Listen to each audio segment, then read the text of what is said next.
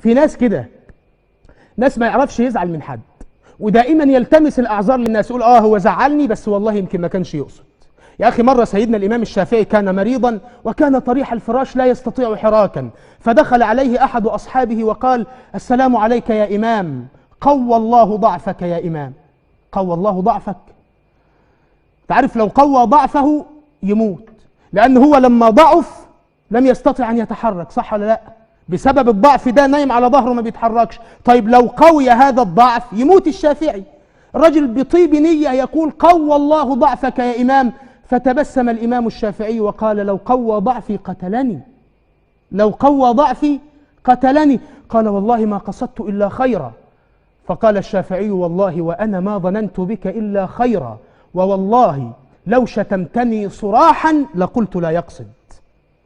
واحد بيقول: والله لو رأيت أحد إخواني ولحيته تقطر خمرا لقلت ربما أهرقت عليه، يمكن حد دلق عليه خمرة. أخويا لا، ما يشربش خمرة.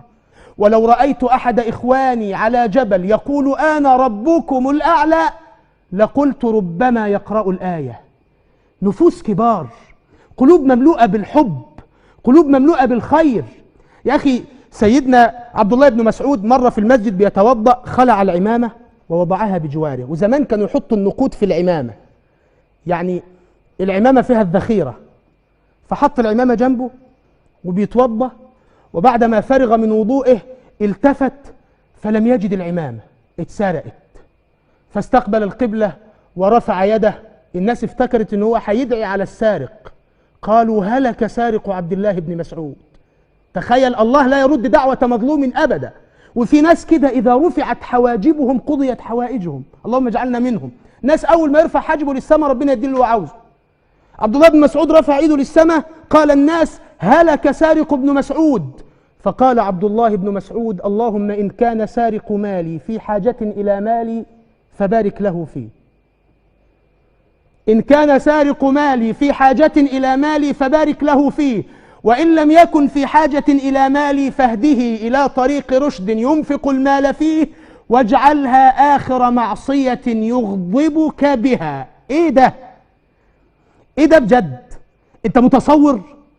أنت متصور إن في حد كده؟ أيوة فيه، وأنت تقدر تبقى كده وتتقرب إلى الله عز وجل بسلامة الصدر والعفو والصفح عن كل مسيء أساء إليك. مرة واحد من السلف سرق حذاؤه، الشبشب بتاعه اتسرق، وهو طالع من المسجد كده شاف لص واخد الشبشب بتاعه عزك الله وبيجري، جعل يجري وراءه ويهتف به ويقول: أشهد الله أنه لك هدية، انتظر، هو لك هدية، مش عاوزه، هو لك هدية، انتظر، خذه، والله لن آخذه، بتاعك خلاص أنا مش عاوزه، بس استنى ما تعملش كده. فتعجب الناس: أنت بتعمل إيه؟ ده لص سرق حذاءك وأنت بتجري وراه تقول هو لك هدية؟ قال: وما الذي ينفعني إن عذب الله أخي بسببي؟ طب أنت هتستفيد إيه لو مت غضبان عن ابنك وابنك دخل النار؟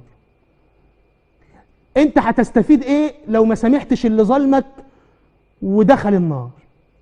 أنت تقدر الله عز وجل يجعلك سبب نجاته من العذاب لو قلت سامحته، خلاص مسامحه يا رب. وأنت اللي تبدأ كمان، أنت اللي تبدأ.